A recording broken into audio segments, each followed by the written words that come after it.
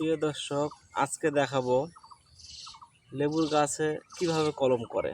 এই যে আমার কাছে চাকু আছে একটা, এরকম চাকু নেবেন আর এরকম একটা ডাল নেবেন সুন্দর দেখে, দিয়ে এইভাবে চারিপাশে আগে একটা কাটা দেবেন, এইভাবে নিচে একটা ওপরে একটা।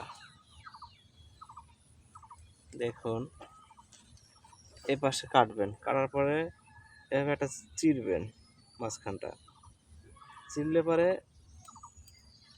এই যে দেখুন, এই যে দেখুন,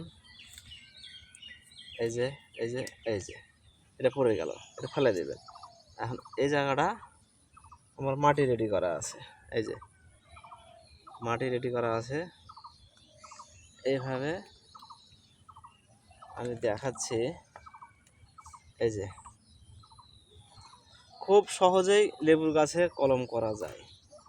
আল্লাহর রহমত, কোনো সমস্যা হবে না।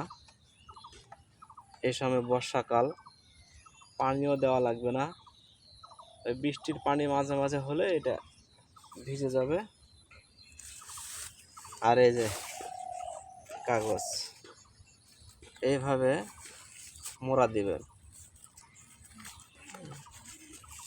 এইভাবে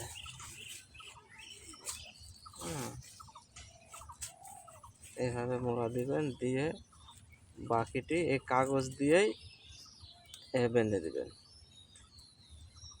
এই হয়ে গেছে, শেষ। এটার পরবর্তী এখান থেকে কেটে এটা চারা হয়ে গেল। এরকম কলম চারা কেউ করতে চাইলে করতে পারেন।